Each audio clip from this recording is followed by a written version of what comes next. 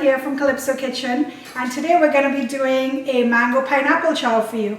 So we have our pineapple, it's already chopped up, the sides are already off. We'll get rid of that. We have a mango, it's already peeled. Basically, I've tried to get fruits that are a little bit ripe, but still have a little bit of tartness in them. So with our pineapple, we want to get it into nice bite-sized pieces.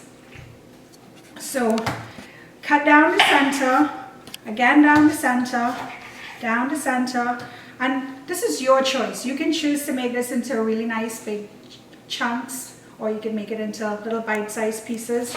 I like to make it into like little bite-sized pieces.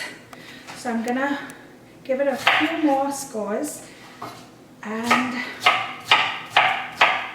really nice and easy. This pineapple is actually really very ripe, so it's not going to have a whole lot of tartness to it, but it's still going to be really good for our pineapple mango chow.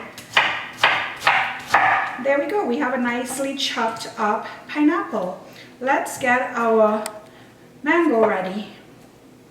And you know, when you get your mango, you want your mango to look fairly a little bit like this, green skin. And the reason why is you want a fruit that's full, that's ripe, but you also want a little bit of tartness in it, just for this particular dish. In the Caribbean, well, in Trinidad where I'm from, when we make chows, we typically look for fruits that are really green. So let's get our mango ready. So this mango is a little bit ripe as well, and you know, living in the Pacific Northwest, I really don't have a lot of options with fruits and the ripeness of the fruits because I don't have a mango tree growing outside. However, in the Caribbean and in Trinidad in particular where I grew up, when we made chows as a kids, we would choose the fruits that were really full but very green, so very tart. Those would be the best fruits for making chow, which at the end of making it, you'll see it's very savory, very spicy. And sometimes if you use ripe fruits, you add that element of sweetness to it as well. So this particular chow today is going to have that element of sweetness, spiciness, a little bit of tartness from the fruit.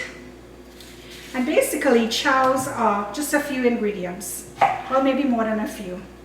Your fruits, we're going to use salt, and today we're using Himalayan salt. And I choose to use Himalayan salt because it's filled with minerals. It tastes so good. The other ingredient that we'll be using is black pepper, and I've chosen to use coarse ground black pepper. And the other ingredient is a little bit unknown. It's called cilantro, not cilantro, cilantro. And this is an herb that typically grows in Trinidad like a weed, very abundantly. And even though it grows abundantly like a weed, it is used for cooking. So we use it in a lot of stews, curries, soups. I do know that in some of the islands, some of the other islands, they actually wouldn't cook with it at all. They'll definitely treat it like a weed and just try to get rid of it. However, in Trinidad, we use it in almost everything, in salads, in stews, soups, and now that I'm making chow, we're going to use it in the chow. So basically what I've done is I've put our cilantro into a food processor, and I've just gotten it into little chunks. So we have our fruit all ready. So we're using, for this particular dish, we're going to use habaneros just because I don't have scotch bonnets here like I do in Trinidad. So habaneros are like the hottest peppers you'd get here in the Pacific Northwest. So I've just crushed it up, and we're going to add some hot peppers to our dish. And you can choose how much hot peppers you want to add to your dish. If you don't think you can take the heat, you can just add a little bit, or you can just eliminate it altogether. If you wanted to treat this as a salad that the whole family was going to eat along with your main course meal, you definitely don't want to add hot peppers because some people may not be able to eat the hot peppers. So just go ahead and make it without the hot peppers, but if you feel like having it the way we Trinidadians do, go right ahead and add that hot pepper. So as you can see, really nice colors going on there in your dish. Really nice aromas coming out. No smell-o-vision.